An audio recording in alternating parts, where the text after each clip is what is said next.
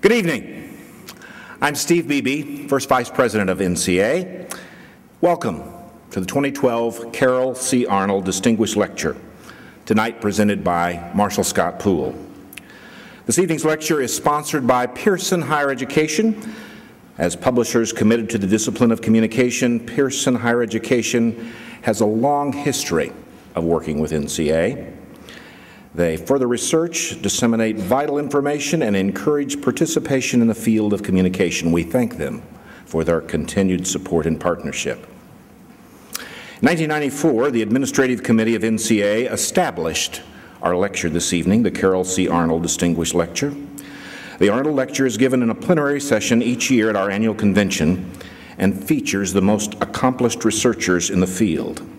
The topic of the lecture changes annually so as to capture the wide range of research being conducted in the field and to demonstrate the relevance of work at large.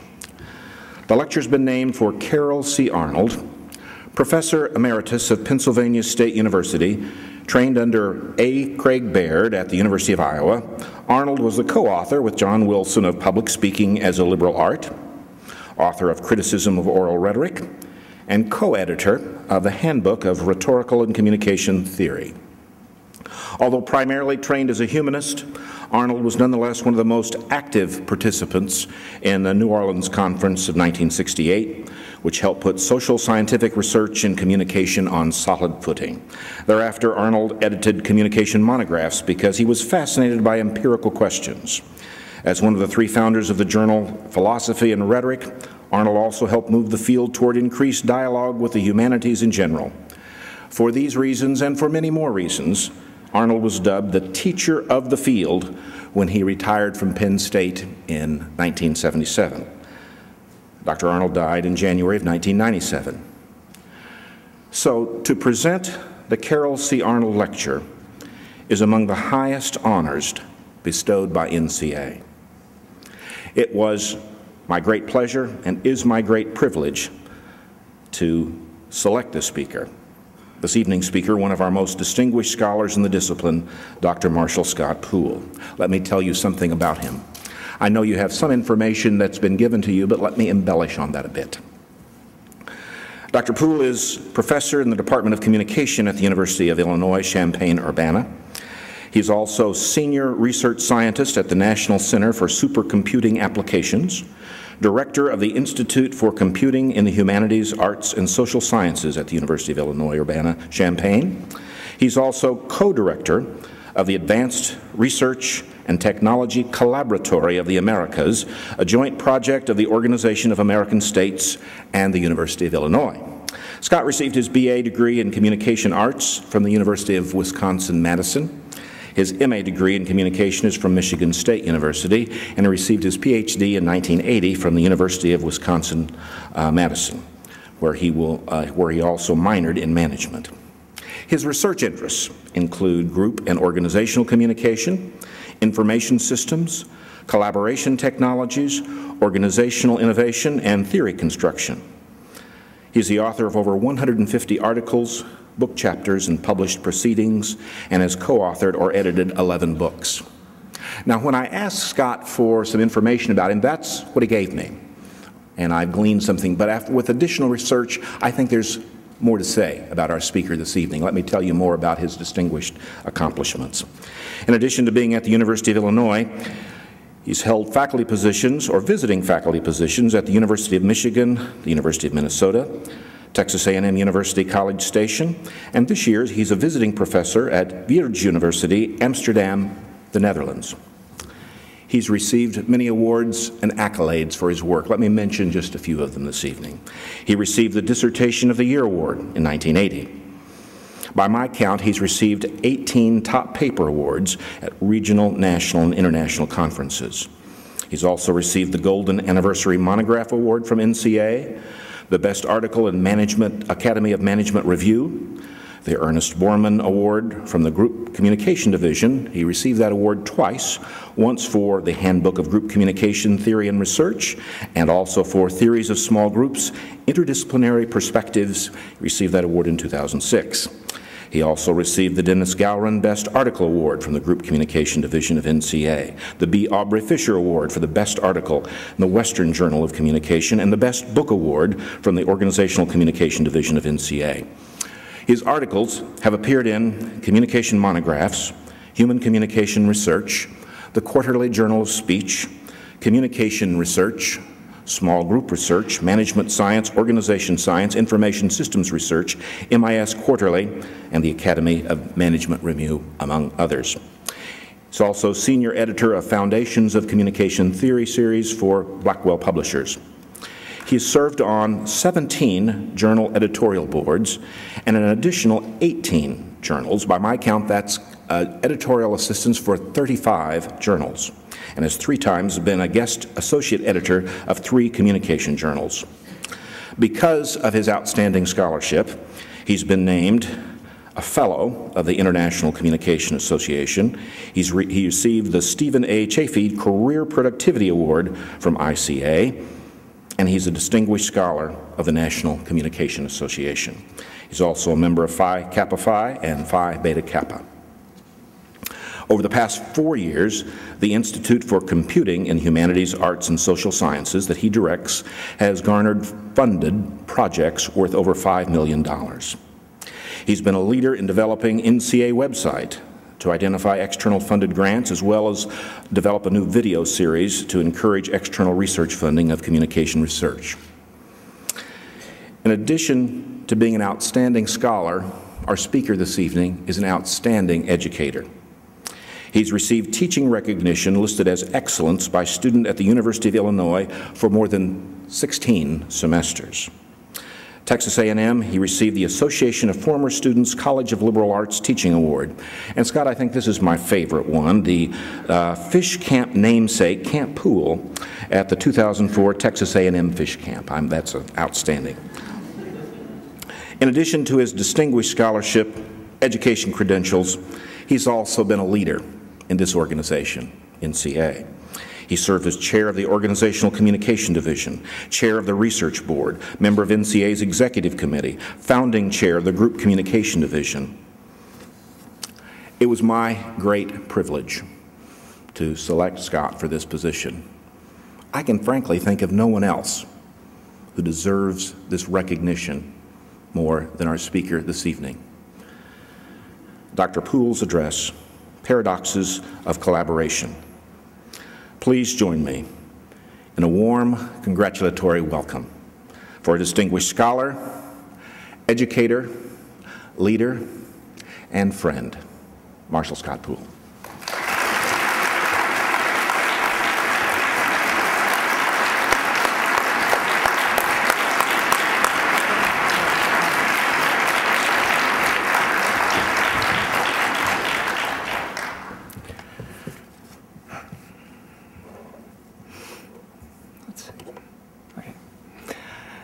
It's truly an honor to be asked to give the Carroll Arnold Distinguished Lecture for 2012. I never had the privilege of being taught by Professor Arnold, but I was taught by one of his students at the University of Wisconsin, and I remember him transmitting many of Carroll Arnold's ideals to me. And in a real sense, I see why Carroll Arnold was one of the teachers of the field. I also want to thank Steve Beebe, both for selecting me for the lecture, but also for his contributions to our understanding of collaboration in our field. Through the many editions of his small group book, I've learned an immense amount. And I've also learned an immense amount from working with Steve, because he truly embodies collaboration in the best sense of the term. I also want to extend a thank you to Pearson for sponsoring this lecture. Today my topic is paradoxes of collaboration, and I chose collaboration partly because it's something I've researched for a number of years, but also partly because it's something that's central to the idea of community around which this conference is organized. I've paired it with the notion of paradox, which has been a central interest of many in our field, because collaboration itself can be problematic. It's both easy and difficult. It can be both both cooperative and, in many cases, lead to very negative outcomes. And as a result, I think paradox is a good way to look at this. Let me give you a little bit of background about myself. I first learned about collaboration really working at the Center for Conflict Resolution when I was a graduate student at the University of Wisconsin. A number of other good scholars in our field I was fortunate to work with there. I am a group and organizational communication scholar, and my teacher, Dean Hughes, is someone I learned a lot about collaboration from. I've been extremely fortunate to collaborate with a number of other great scholars over the years, and in part of those collaborations to study group support systems and collaboration technologies. As Steve mentioned, I direct an institute which focuses mainly on collaboration. And I really want to thank, in many ways, my many colleagues in this field. The address I'm going to give today and the analysis I'm going to present is in the realest sense a collaboration, because I'm drawing on so much good research that has been developed by people in our field, and there's a lot of it, as you will see. I also want to thank Western Illinois University because they had me there for the Wayne N. Thompson lecture, and that's where I really first talked about this notion and developed some of the ideas that I've extended today in this lecture. What I'm going to do first is talk about what collaboration is. Then I'm going to shift and talk about some of the challenges and paradoxes involved in collaboration, and then turn to how we deal with these, in particular, communication scholarship that suggests ways in which we can move forward in taking advantage of the paradoxes of collaboration. And then finally, I'll close with the suggestion of a few future directions. Collaboration is a multifaceted concept. These are some of the many terms that are associated. See these in most all journals. When I first gave my lecture at the at Western Illinois, collaboration wasn't a very fashionable topic. But now it's become very fashionable, and there are both positive and negative connotations to collaboration. As I was growing up, to be called a quisling was an awful thing. And in fact, I resisted the use of the word collaboration in my own work for years because of that association. In many ways, if you search for collaboration, for example, you go to Google, in many ways, it's really been co-opted by the corporate world. As my colleague Stan Dietz would say, there's been a corporate colonization of collaboration. If you search on Google, you'll turn up several million associations, and the most common ones are companies that promise to solve the problem for you. Now, in many cases, what they're advocating doesn't look like the kind of collaboration I study, and in many ways, what I would like to do is to refocus and emphasize the wonderful research that's been done in our field on collaboration as a way of taking this area back. Collaboration plays a critical role in communication scholarship, and we have a lot to tell the world about collaboration. It's a fundamental concern of our discipline. From the days in which Aristotle talked about the polis, down to the present with all of the emphasis on collaboration, through scholars like Kenneth Burke, our field has been heavily focused on collaboration, though they may not have called it that. Our field also has a practice and process orientation, and as you'll see today, the best way to understand collaboration is to look at the process by which it unfolds. Not many of the people that deal with collaboration in other disciplines bring this sort of orientation. And in addition, our field is very concerned with the ethics of collaboration. Democracy, as Bill Keith's wonderful book showed, is deeply imbued within the whole tradition of public speaking and small group research. And we, I think, are in a unique position to advance philosophy and ethics and an understanding of collaboration for many fields. Now, let's start with the provisional definition of collaboration. I'm going to call collaboration, and I'm drawing here on the authors listed below. You'll see here, I really do believe this is a collaborative presentation. I'm drawing on great people thinking really well on these things. That collaboration is activity of two or more people that's directed by a joint purpose and/or with regard and respect for the individual goals, because not all collaborations involve something joint. Sometimes the individuals are taking things away with them. It honors the perspectives and collaboration and contributions of all the parties in some ways, and it strives for a high-quality experience and outcome. That's a very high bar to set, to tell you the truth, but that's what we tend to think about when we think about collaboration. Now, collaboration itself is an interesting and problematic term, and I think maybe the best way to explore some of its implications are to look at some examples. And the first example I want to bring out is T.S. Eliot and Ezra Pound. As you know, T.S. Eliot's Wasteland was one of the poets that established him as the poet of the 20th century. But it only came about after intensive interaction over a very long period of time with Ezra Pound, who edited the poem to death, pretty much. Now the question is the Wasteland then T.S. Eliot's poem, or is it Ezra Pound's and T.S. Eliot's, or is it Ezra Pound's? Was Ezra Pound a junior collaborator, or was he the senior aesthete that reshaped that poem? Very many times, it's hard to determine the boundaries of a collaboration and exactly who is responsible for what. Surgical teams are another great example. In fact, teamwork in general is something that I've studied and many of my colleagues in our discipline study. And it's another example that's commonly used for collaboration, particularly the buzzword type collaboration. Here we have a surgical team. There they are in action, hopefully not killing someone. And do you notice that in that team, and in this picture it's very interesting, do you notice that everybody's dressed with different kinds of clothes? That signals different roles. It also signals different statuses. And one of the interesting paradoxes of collaboration, of course, is how people with differential power and status can end up working together. It's one of the roots of one of the paradoxes we'll talk about later. Another interesting collaboration, now we're back to a dyad, is Matisse and Picasso, two savage artistic rivals at the turn of the century. Each pretended to hate the other, each competed with each other. Picasso once bought one of Matisse's paintings and trashed it, and yet they were collaborators. A very interesting exhibit showed parallels of different paintings that they did. And sometimes Picasso did one first, sometimes Matisse did one first. But they basically worked together, reacting to each other. And you can see some of the similarities in this particular pair of paintings. Matisse moved first, I believe, in this one, and Picasso watched him carefully. Towards the end of their lives, they each talked about the other. And I'll let you read these quotes, but I want to highlight one or two things.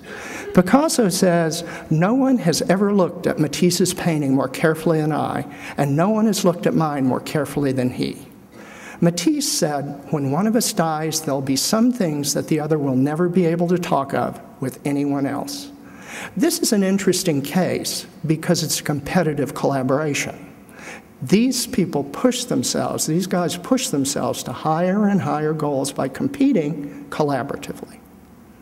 Folded, which I talked about in the last session just before this one, is another interesting example of collaboration. The analysis of proteins is a very difficult thing, and how proteins function depends on how they're folded. Well, molecular biologists spend hours figuring out how to fold these things. And they have literally millions of proteins they have to figure out the structure of. An almost endless, thankless, impossible task. It can't be computerized very well, by the way. Somebody had an interesting idea, so they set up a website in which people compete to see who can fold the protein the best. They've got amateur scientists who come onto the website, learn the science of protein folding, and the folds they're allowed to make are only those that are allowed by the science. And 75,000 players, often in teams, generally in teams, work to fold the proteins. Interestingly, the amateurs do as good or better a job than the professional biologists do. And they generally, in fact, almost always have beat the computer programs that study folding. A very interesting case of collaboration because a lot of these people will never see each other, maybe never meet. But it's a collaboration, I would argue. The final collaboration I'll talk about here today is one near home. It's called MABUS, the Mutual Aid Alarm Box System, and John Lammers and a number of us at Illinois are studying this one. This is an organization in Illinois in which Fire departments cooperate to aid each other when a fire gets too big for a local district to handle.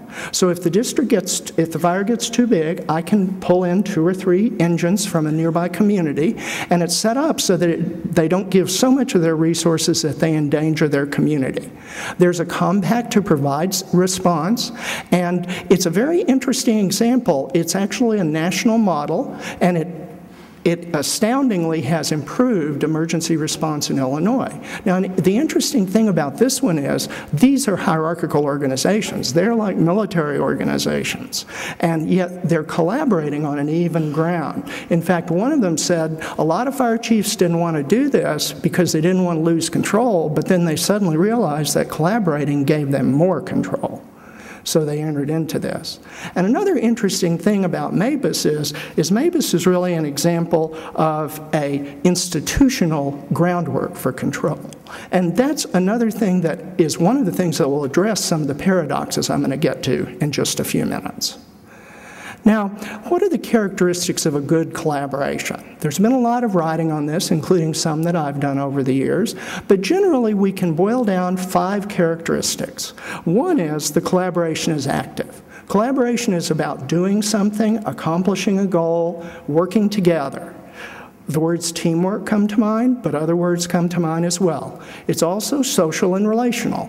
It involves direct interaction among the people, often very intensive interaction. They develop relationships among themselves. It's also confrontative. As our example of Matisse and Picasso showed, and as the fire chief example showed, very often collaborations are not real nice. People argue, they fight with each other, but they're always pushing each other towards the common activity, towards the common goal, and that's what makes the collaboration work. Collaborations are also, Laurie Lewis argues, empowering. That is, that they really give power to people because the collective is more than the individual, but they're also empowering because each person is actively enabled to participate in the collaboration. And finally, they're emergent. One of the things about collaboration is it can yield unexpected results. We know what we have when we go into a collaboration. We don't always know what we're going to come out of it with. And that is one of the magic things about collaboration, and I think it's one reason so many people in our field are interested in it.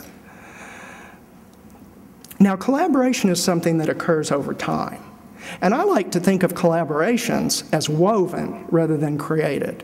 And this would be a picture of a collaboration occurring over time in an imaginary world between 5 people.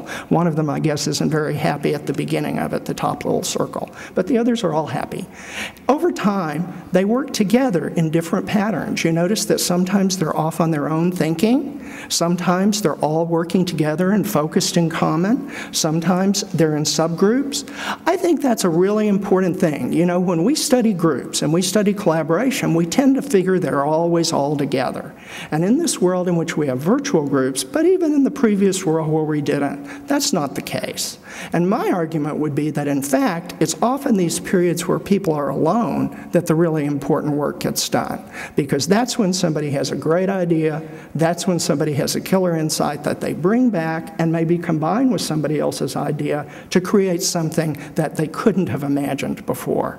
This temporal process is essential, I think, to understand collaboration, but it's also important to understand why the paradoxes emerge that we'll be talking about in a moment. Temporal elements of collaboration imply a couple of things. First of all, there's often collaborative events. You know, if we go back here, you can see there are times that we would clearly say these people are collaborating. Are they collaborating when they're thinking on their own? I'd say they are, maybe, but others might disagree.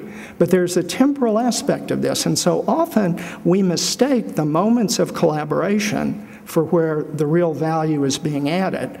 And I think that that's an important thing to bear in mind. It's also important to realize that collaborations can have very different lengths. And I'll address that in just a second, the image that they have the different lengths. Some collaborations are quite temporary. You know, for example, the surgical team may meet one time for a surgery, and the same set of people may never be together again after that surgery is over.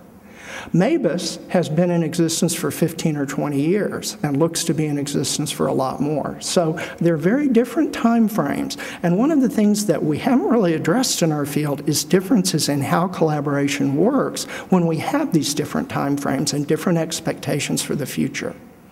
The other thing, and this is a little bit maybe more sinister, is post-hoc processes. Since collaborations are temporal, they end. And after the fact, and during, in fact, we weave stories as we weave the collaborations, and the stories tell about it.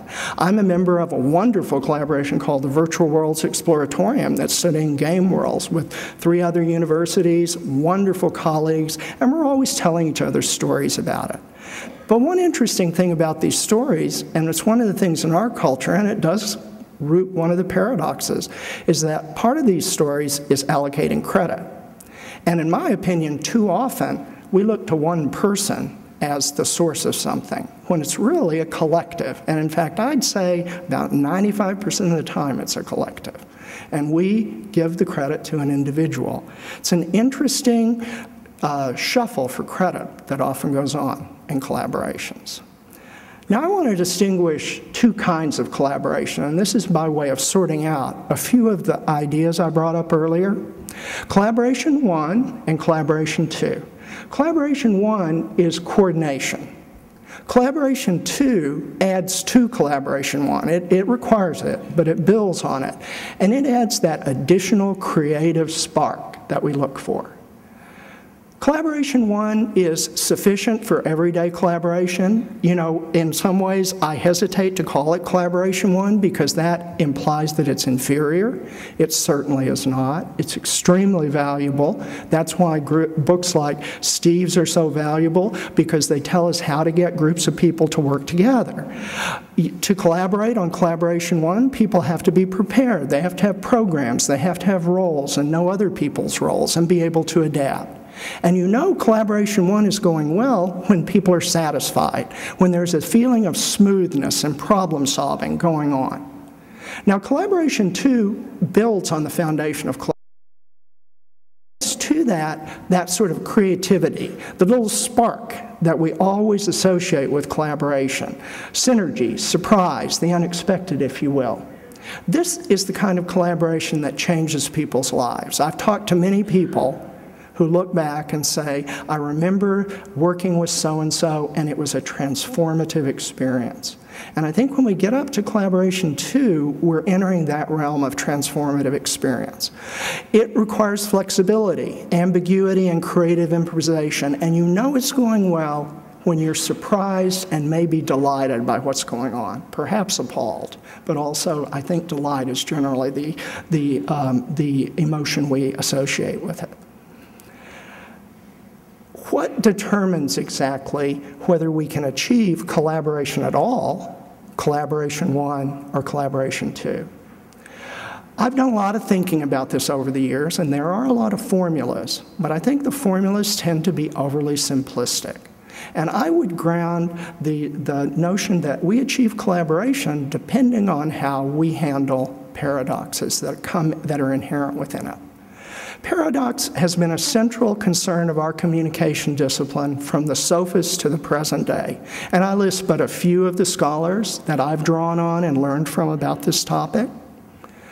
In common parlance, of course, a paradox is a thought-provoking contrast, something that's kind of a little problematic to us. When we study rhetoric, it's a trope. When we go to logic, it's a case in which you're driven to 2 contrary and contradictory conclusions by apparently sound reasoning. We have many paradoxes that we try to deal with. These are all extremely thought-provoking, and they've led people to think about paradox because they're intriguing. But when we study paradoxes as they occur in the real world, rather than the world of language or the world of logic, we're dealing with social paradoxes, and in my opinion, those are a little bit different. They're based in dualities, just like paradoxes are. You know, the duality between individuality and collectivity, for example, is one that I'll be mentioning.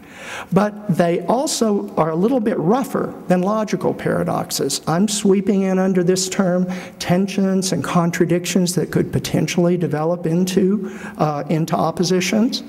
They play out in the world, not only in language. So we have to think about how they get resolved by taking time and space into account. And you'll see how we can do that and how several scholars have done that in a moment.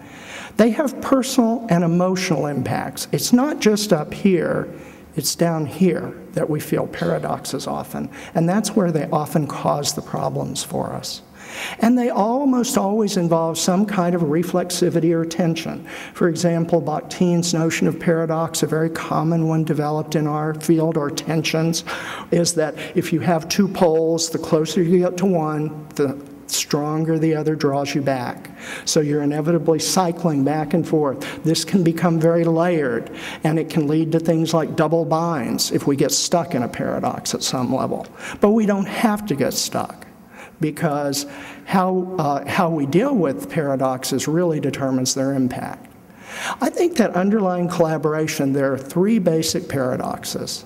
First of all, the paradox between control and indeterminacy. We have to bring actions to paradox. We have to take actions. We have to try to take control of the situation. We make a suggestion. We advance an idea. But at the same time, we don't want that control to be so strong that it takes all the indeterminacy out. Because by not determining what the outcome is going to be and letting it emerge, we profit from collaboration. But by creating all of that indeterminacy, we also create a feeling of uncertainty that's often uncomfortable, and we try to control. And the more urgency there is and the more time pressure, the more we try to do it. Both of those poles implicate each other, and they both feed back on each other. Second is the paradox of immediacy versus a distal view. Collaboration is a very here and now kind of thing. You have to really focus, and almost many people report, especially in creative collaborations, the collaboration 2 type, losing track of time, just focusing in and just losing all sense of where they are and what they're doing. But at the same time, for the collaboration to have meaning, it has to have a connection with the past, and it has to project something valuable for the future. And so we're always cycling back between the senses. Immediacy is informed by purpose, which is grounded in the past and in the future. But if you look at the past and future too much, you lose your creativity and focus. You lose your sense, your grasp on the immediate moment, and thereby lose part of the paradox. Once again, you can't have either without the other. They mutually implicate each other, but they also present something of a dilemma for us. The final paradox is the master one for me, and it's one I've struggled against a lot in my career, and that's individualism versus collectivity. For a collaboration to really work, you need real folks with real talent in the right place at the right time, and they need to be assertive. They need to bring their individuality. But for me, the beauty of collaboration is the very loss of that. The sense that you become part of a collective that's moving forward, and there's no ownership, and you're just focused on the problem, and you're just trying so hard to solve it, or trying so hard to make that breakthrough, that you lose all sense of yourself. But at the same time, since collaboration is temporal, and we're all egotistical little animals, we want credit later on. We also want control. And as you can see, these all interweave with each other. And so there's inherent in every paradox is a portion of individualism, a portion of complexity that are in a real sense struggling with each other. And as I mentioned, I don't really think that these paradoxes are insurmountable. In fact, it's how we handle them that determines what level of collaboration we achieve. These paradoxes present opportunities as much as they present problems. Some of the dangers of not really taking paradoxes into account and collapsing on one end are listed here. And this is just a few, but these are some of the things I've tried to fight against during my whole career as a group and organizational communication scholar. One person pretends to be collaborating and manipulates everybody else to get their idea in. I've heard plenty of people say that. Suckered them in, pretended to be cooperative, and they bit. Expropriation of common products, which I've already mentioned. The collective creates something, but we don't acknowledge that. We take it as an individual to ourselves. And the uninspired pseudo-collaboration that Cynthia Stoll and George Cheney so well described years ago, where people order their subordinates to collaborate in quality circles, and they all pretend to collaborate, and nobody believes in it, and nothing comes out of it that's any good. All of these three combine to create a loss of faith in collaboration, which I think is just the saddest thing in the world. But I've seen more than enough people that just say, don't have time for this, it's not going to work anyway, so we're going to shortcut it. They lose so many opportunities for creativity by doing this.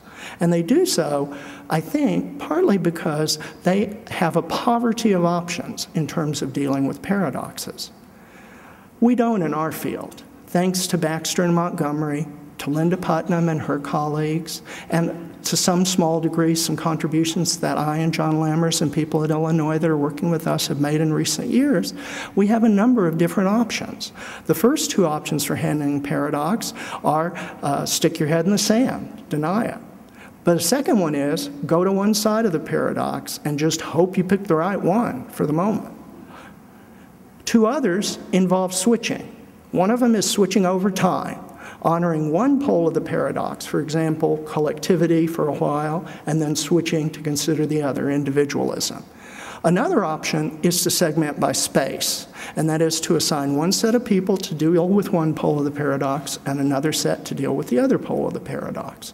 This, for example, in a company. Companies often send out calls for new ideas. IBM does this all the time. Give us your new ideas, brainstorm, send them to us. Then we give them to a committee of managers who collectively decide which ideas are the good ones. So we have individualism in one part of the organization, collectivity in the other part. Two more responses, well, one more response we found and added to this is the cosmetic response, where people wave their hands about paradox and do nothing. And of course, the academic's favorite, transcendence. We look at the paradox, we appreciate both sides, we be creative, we find some way to deal with it, and all is wonderful with the world. This is normatively, of course, the one that appeals to me, but one of the things that we found in our research is that it's a pretty expensive option, and many times choosing one of the lesser ones can be good enough, as they say, for government work, but also deal with your paradox. Now, a couple of more constraints here. Not all paradoxes are created equal. Sometimes the poles are... When you have a big problem that involves a lot of people and a lot of urgency, the paradoxical pole is stronger, I believe. Also, as I mentioned, the responses differ in terms of time and effort, and we can change responses over time. Now, what I would now want to turn to is, having kind of talked about this, is to talk a little bit about how some of the scholars in our field have provided the resources for dealing with these paradoxes of collaboration. They haven't completely solved all the problems, but we've made a lot of progress, and to tell you the truth, as I've said, I think a lot of other fields could learn a lot from us. I'm going to talk about a general solution that's been suggested. Then I'm going to talk about how we can address paradox through micro-level interaction, through procedures and technology, and through building institutions. In general, and this is very abstract, but this is based upon my reading of work in interpersonal, organizational communication, and my own research, non-collaborative processes are most likely if you choose responses at the low end of that scale that I gave you. If you deny it, you paper it over, or you do too rigid a selection, like favoring only the individual, or slavishly going with the collective. Collaboration 1 is more likely if you do a flexible selection. Maybe we're going to emphasize the group more, but we're going to make sure that we try sometimes to have individual input. It also is very likely in the case of segmentation, as the example I gave indicates, of the individuals brainstorming ideas and the committee deciding on them. And alternation is another one. Alternation done in a heavy-handed way with someone directing the group is very likely to lead to good coordination, but it's not as likely to lead to collaboration too. I believe collaboration, too, is most likely, of course, in the case of transcendence, but I also think clever alternation driven by the needs of the group can do it as well. And I hope some of the examples I'll be talking about in just a few moments illustrate that. First, let's go to the micro level. We have an incredibly rich tradition of research on dialogue in our field. Barnett Pierce, years ago, was one of the leaders in this, and Ken Cisna, but I list a number of people here, many of my colleagues in group communication, who've sincerely worked on this. And dialogue, since if you do dialogue right, it aims to try to promote discourse that is transcendent. It promotes generative thinking, it brings diversity in. I believe in many ways, if we can manage dialogue correctly, it really squares the circle in a way. It lets us transcend many of those paradoxes or tensions that I mentioned earlier.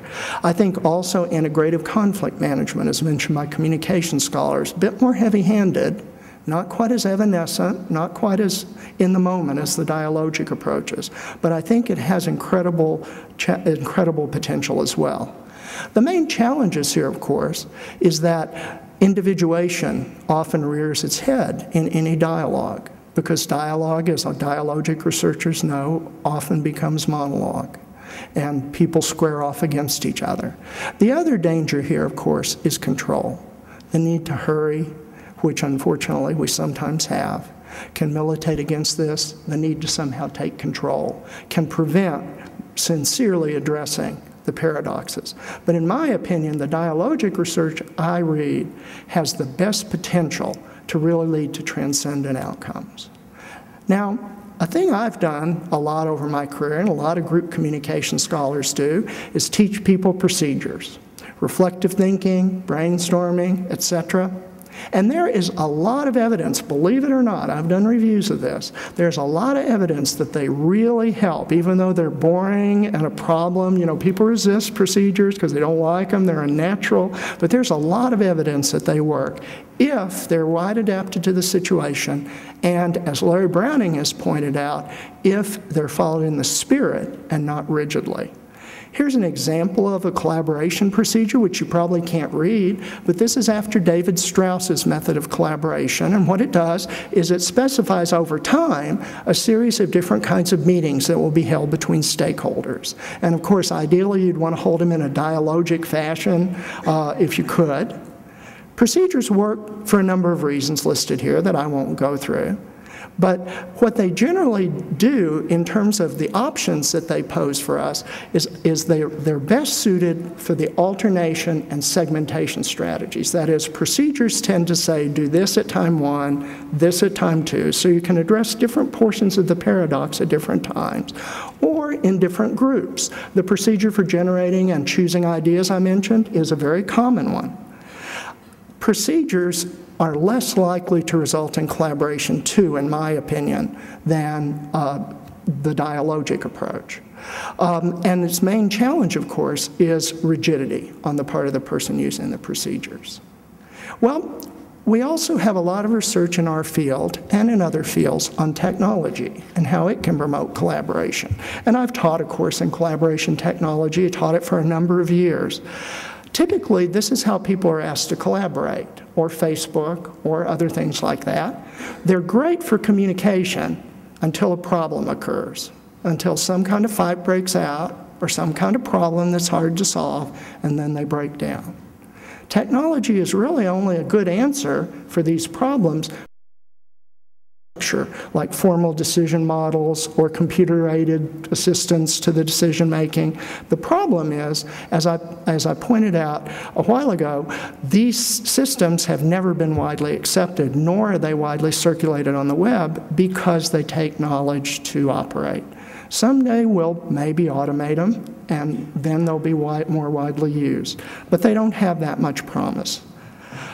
There are also large-scale collaborative projects, and I've already mentioned Foldit. From projects like the Virtual Astronomy Observatory, Wikipedia, I noticed that in Spectra we have a whole actual issue of Spectra that stresses collaboration and interdisciplinary work, and Wikipedia is one of the examples that's been used in that. In this technology, there are some keys to how you design it. You need to design an information commons that gives people the information they need to participate. So in Folded, you have some science directed to the layperson. You have instructions on how to participate in the community. You have a scoreboard for which team is folded at the best, and you can kind of monitor yourself. You have all sorts of interesting tools that direct people's attention. A modular structure also helps. The bigger the collaboration, the better it is if things can be broken down. And what this enables is expertise to be matched in a kind of design serendipity. And what you have in these environments is not collaboration through the whole environment, but little bitty collaborations, and little bitty collaboration ones and little bitty collaboration twos. But the system, a well-designed system, will surface those, bring them to the attention of other people, like Folded does, and basically educate the whole group about how to collaborate better. And there are some other things like signaling mechanisms and transparencies of progress. I think in this case, what we see in these large-scale environments is a real mix of collaboration, but that they can, in fact, be designed to stimulate creativity in pretty amazing ways. Now, the final thing I'm going to touch on is we've had some excellent work in our field on building institutional groundworks for collaboration. One piece of work that I particularly like is done by John Gastel and his colleagues. Burkhalter, Gastel, and Kelshaw built a beautiful model of how public deliberation can become a self-reinforcing process, whereby through participating in deliberation and getting the outcomes that you probably can't read here, people actually build their collaborative potential, build their ability, build their faith and able to do it in a kind of self-reinforcing cycle. And this is just a wonderful model that I think is, and they've empirically validated parts of it, and that is a very impressive contribution, I think, of our field. Our field also, through the growing emphasis on institutional communication, can help us understand how institutions are built.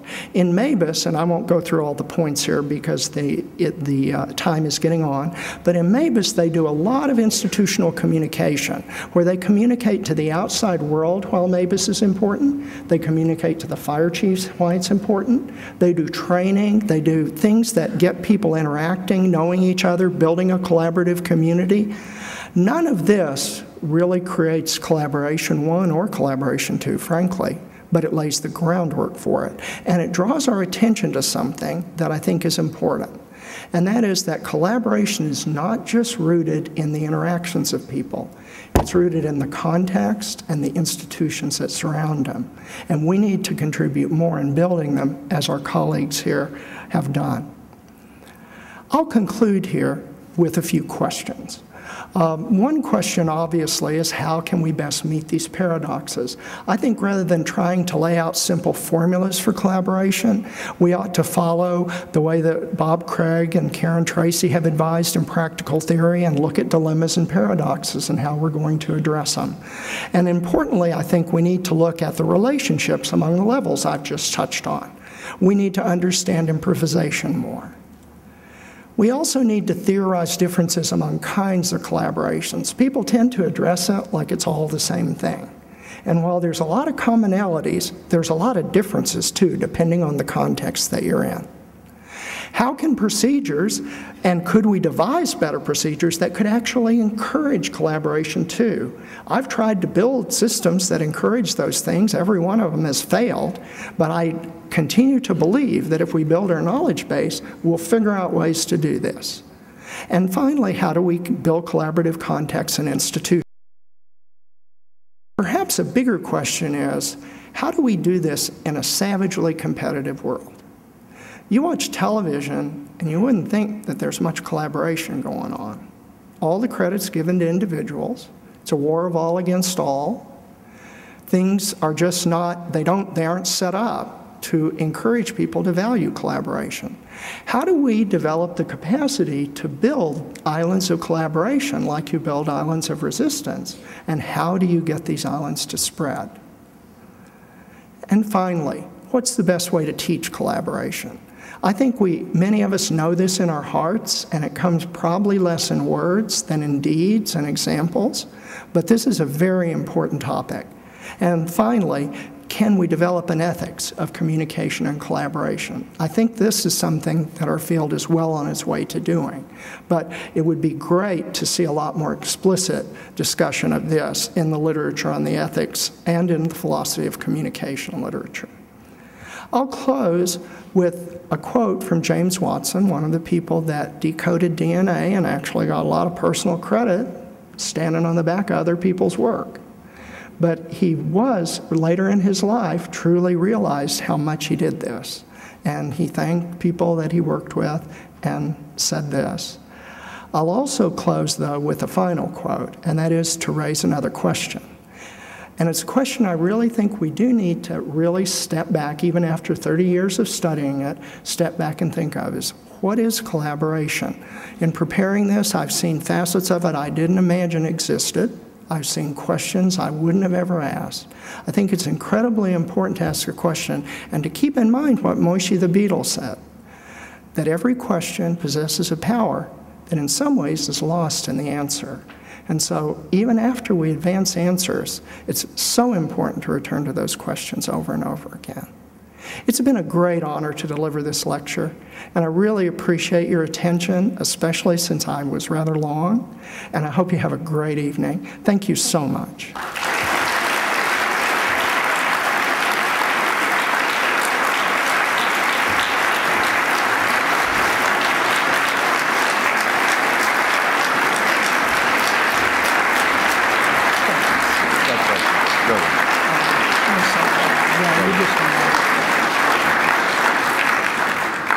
Thank you very much. You're free. Go.